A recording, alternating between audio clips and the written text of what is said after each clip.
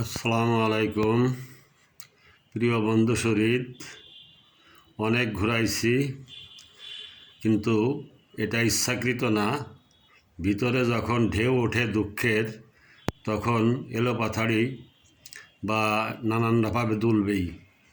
তা আপনাদের সেই থানার অভিজ্ঞতা বলার জন্য চলে গেলাম সেই মুসি থেকে মহাজন, তারপর জার্মান, এটা শুধু তুলনা করার জন্য। তো আজকে আবার আর একটা প্রসঙ্গ হঠাৎ মনে পড়ে গেল। এই আমার কৈশোরের কথা বলছি, পাকিস্তানের শেষ সময় থেকে শুরু করে অর্থাৎ 60 থেকে 70 দশক, এই 2 দশকের ভিতরের গল্প বলছি।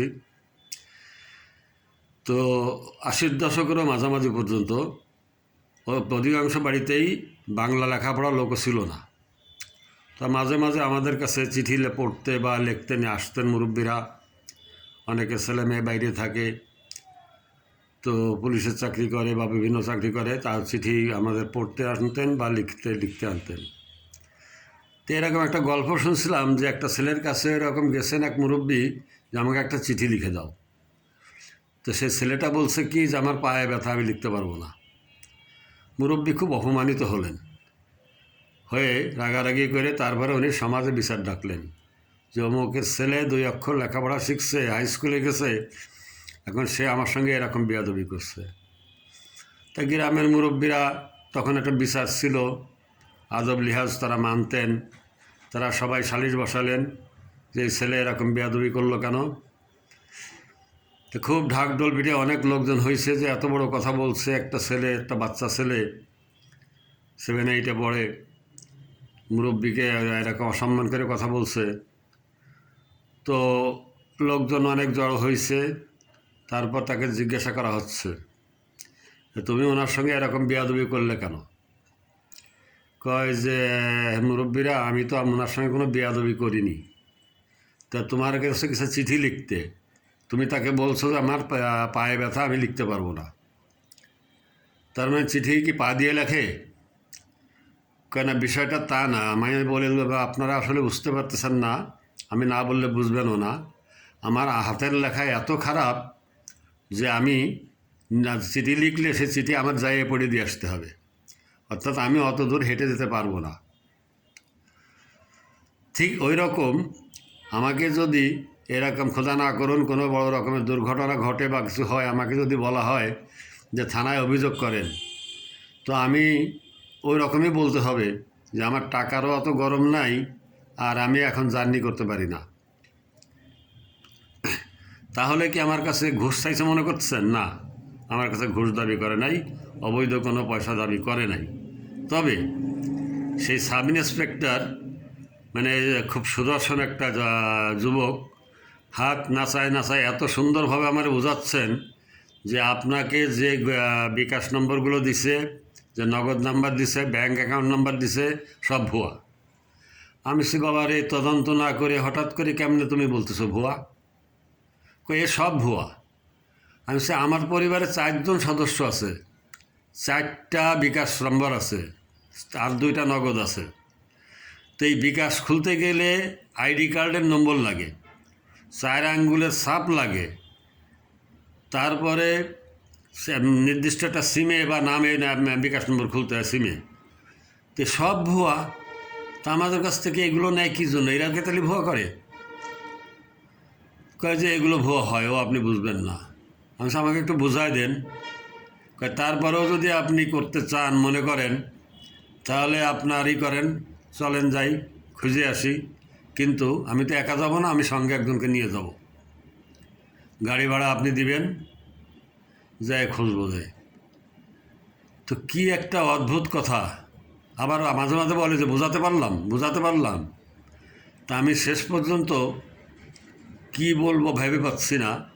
আমি বোকার মতো বসে আছি, আর এই চেয়ারের পরে হাত দিয়ে বা কাছে দাঁড়ায় বলছে। আরও কয়েকজন সাব ইন্সপেক্টর, এএসআই সেখানে ছিলেন, তাকায় রয়েছেন। তা আমি যে বুঝলাম 2টা জিনিস। এক হলো যে আমরা বিকাশ খুলতে গেলে 4 আঙ্গুলের ছাপ লাগে, আইডি নম্বর লাগে, নির্দিষ্ট একটা সিম নাম্বার লাগে, আর ভুয়াও অনেক কিছু করা যায়। এই একটা জিনিস বুঝলাম। আর একটা জিনিস বুঝলাম যে কোনো ভিকটিম কোনো গ্রামে কারোর নামে কেস করলে সে আসামিকে যে খুঁজে বের করে দিতে হবে আর পুলিশের যাওয়ার খরচ দিতে হবে। এই দুইটা জিনিস পরিষ্কার বুঝলাম। তো কথাটা বলার পরে একটু হঠাৎ করে আরও থেমে গেল, চমকে উঠে তারপরে আমি বললাম যে বাবা আমার বিচার আমি পাইছি, তবে আমি দেখি কি করা যায়। তাহলে এবার বুঝুন, এইখান থেকে ধরে নেন একটা ছেলে লোকে যে হ্যাক করছে তার স্থানীয় হোম টাউন হলো রাজশাহী, থাকে মিরপুর, তার আইডি নম্বর, তার আইডি ছবি, তার মেসেজের আমার সাথে যে কথোপকথন হয়েছে সেগুলো আমি স্ক্রিনশট নিয়ে প্রিন্ট করে দিয়ে আসছি, নগদ নাম্বারগুলো দিয়ে আসছি, ব্যাঙ্ক অ্যাকাউন্ট নাম্বার দিয়ে আসছি, রাজু বাংলা ব্যাংকের একটা ব্যাঙ্ক অ্যাকাউন্ট নাম্বার। তো দিয়ে আসার পরে অন্তত সেগুলো তো খবর নেবে। তো এই তো প্রায় মাস হতে আসলো গেল, আজ পর্যন্ত কোনো সংবাদ আমি পাইনি। হয়তো গেলে আমাকে আবার নতুন কোন গল্প শোনানো হবে আমি জানি না, তবে আমি আরেকবার যাব আমি চিন্তা করছি। তো পুলিশের আইন বা জনগণের সেবা কোন সিস্টেম কোন টাইপ এটা তো আমি ঠিক বুঝতে পারলাম না। অথচ আমার এলাকায় একটা লোক, এক ডাক্তার মানে গ্রাম্য ডাক্তার, উনি তখন মোবাইল এত ঘন ছিল না, একটু কম মানুষে ব্যবহার কথা, আজ থেকে প্রায় 15-20 বছর আগের কথা বলছি। এ লোক একটা পুরনো সেট কিনছে, সিম ছাড়া সেট কিনছে, সেই সেটে সিম কিনে ব্যবহার করছে। ওই সিম মোবাইল দিয়ে যে খুনের কাজে ব্যবহার হয়েছে সে সেটের নাম্বার দিয়ে ঠিকই তাকে ধরি নিয়ে তার কিন্তু জেল হলো, বেশ কয়েক বছর জেল খেটে আইছে। সে বলছে, প্রমাণ দিছে যে এরকম আমি সেটটা কিনছি, তবে কোনো তো লিখিত পড়িত না। তাহলে এইটা যদি সম্ভব হয় এইটা তদন্ত করে বের করা যাবে না? আমাকে বিকাশ নম্বর, নগদ নম্বর, ব্যাঙ্ক অ্যাকাউন্ট নম্বর দিল, আমি আমার মাথায় এখনও খেলতেছে না। আপনাদের কাছে যদি এরকম কোনো পরামর্শ থাকে আমি আশা করি আপনারা আমাকে পরামর্শ দিবেন। তো আমার তো ভাই টাকার জোর নাই, পায়ে ব্যথা নেই, পায়ে ব্যথা, জার্নির যোগ্য না। তো সুতরাং আমার থানায় যাওয়ার আগ্রহটা হারাই ফেলছি। তো উচ্চপদস্থ কোনো পুলিশ কর্মকর্তা বা এরকম কারোর সঙ্গে যোগাযোগ করতে পারলে আমি একটু জিজ্ঞাসা করব পুলিশের আইন সম্পর্কে।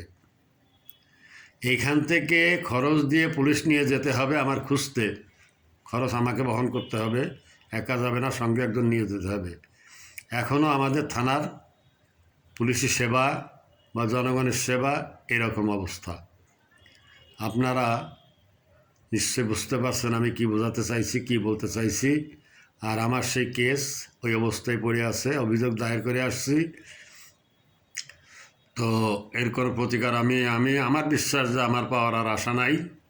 সাইবার আদালত আছে, আইন কানুন আছে, এটা শুধুমাত্র বিরোধীদের দমন করার জন্য আর ভদ্রলোকের বিরুদ্ধে ব্যবহার করার জন্য।